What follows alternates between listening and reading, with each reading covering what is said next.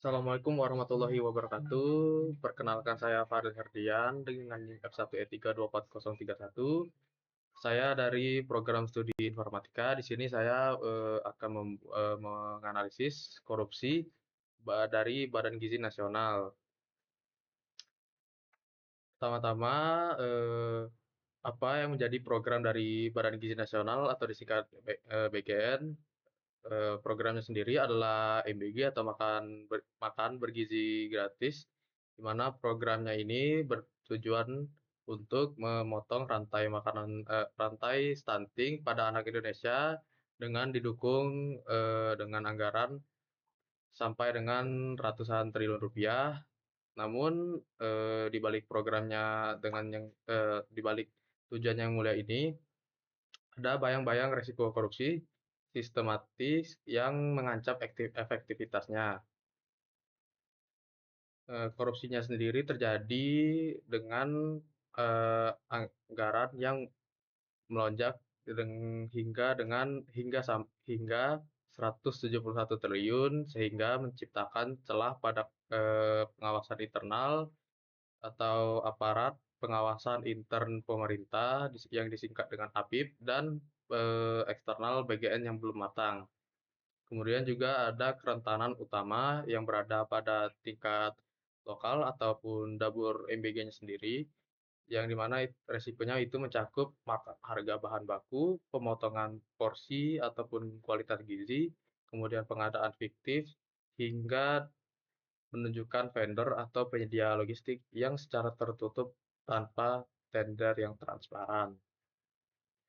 Kemudian untuk proses politiknya itu pembentukan Badan Gizi Nasional ini melalui Perpres nomor 83 tahun 2024 yang merupakan realisasi janji kampanye politik eksekutif di mana tekanan politik untuk melakukan program ini secara cepat membuat adanya pengorbanan terhadap pematangan sistem pengawasan.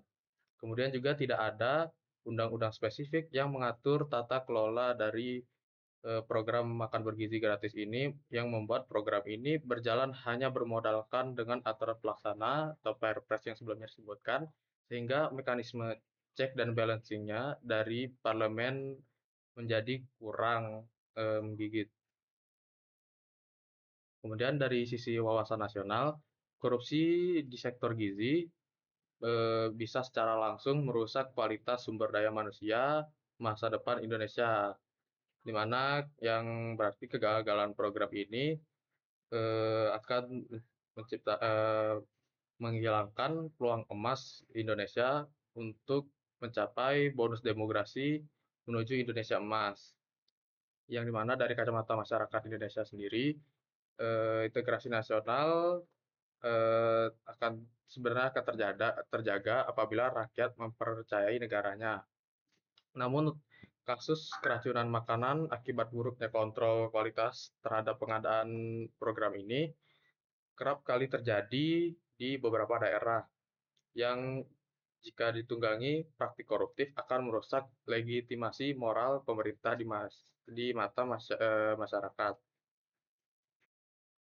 Nah, kesimpulannya itu di sini adalah Badan Gizi Nasional ini bukan hanya sekedar lembaga pembagi makanan, namun juga pilar investasi manusia di masa depan nantinya untuk di Indonesia.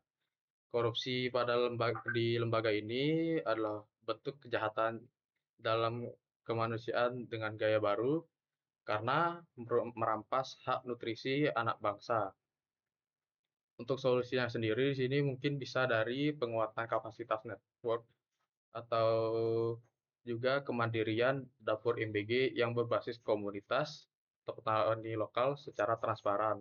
Kemudian juga digitalisasi sistem pengadaan logistik pangan terintegrasi yang dapat diawasi publik.